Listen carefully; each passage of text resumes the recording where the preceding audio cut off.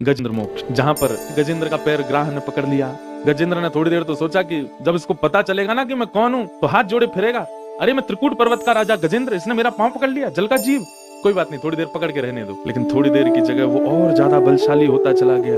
3 दिन हो गए, गजेंद्र बाहर नहीं आ पाए। पत्नी चली गई, बच्चे सब छोड़ छोड़ करके चले गए। गजेंद्र को वास्तविकता पता चलने लग गई, संसार में जिनके लिए मैंने सब कुछ किया, आज मेरी विषम परिस्थिति आई तो सब छोड़ के चले गए, मुझे यहाँ कोई नहीं है।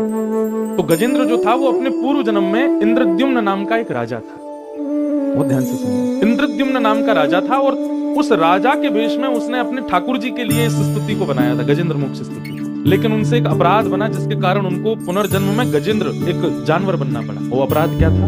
अपने ठाकुर जी की सेवा कर रहे थे तो तभी किसी संत का आगमन हुआ। तो संत जैसे ही आए तो इनको पता चल गया था कि मेरे घर पर एक संत आए, लेकिन इन्होंने फिर भी क्या किया, उनकी तरफ देख करके एक बार भी ऐसे नहीं कहा कि महाराज जी विराजो, मैं सेवा कर रहा हूं, बल्कि देख करके मन में विचार किया अब इनको प्रणाम और करना पड़ जाएगा।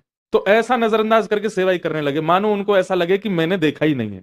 और इस वैष्णव अपराध के कारण, सोचिए कितनी छोटी सी बात है ये, कि आपके घर कोई महापुरुष आए और आपने उनको देख करके 1 मिनट के लिए बस नजरअंदाज किया, और सेवा करने के बाद इंद्रद्युम्न राजा ने, किसी सेवक ने जगह, वो संत आए, अच्छा अच्छा अच्छा, अरे महाराज जी मैं तो पहचान ही नहीं पाया, आप पधारे थे, जबकि वो जानते थे कि आए हैं। और इसी अपराध का दंड मिला उनको कि उनको पुनर्जन्म लेना, मतलब दूसरे जन्म में उनको गजेंद्र बन के आना पड़ा।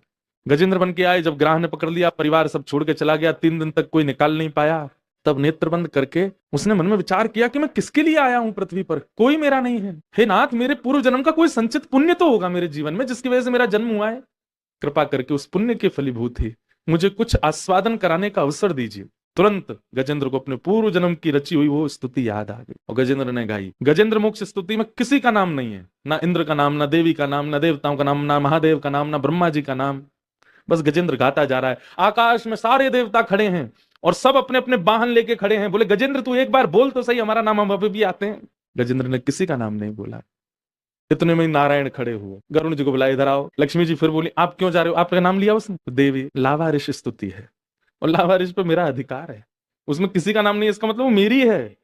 आइए गरुण जी पधारिए। गरुण पर बैठे और तुरंत जैसे ही गए हैं गजेंद्र की रक्षा करने के लिए, पूरी स्तुति में गजेंद्र ने नाम नहीं बोला। अंतिम श्लोक में जैसे ही गजेंद्र ने आकाश में देखा, शंख चक्र गदा पद्मधारी साक्षात नारायण रक्षा के लिए आ रहे हैं, तब गजेंद्र ने उसी सरोवर के पुष्प को तोड़ के ऊपर की ओर किया और अंतिम स्तुति अंतिम श्लोक में कहता है, नारायण खिल गुरु भगवन नमस्ते।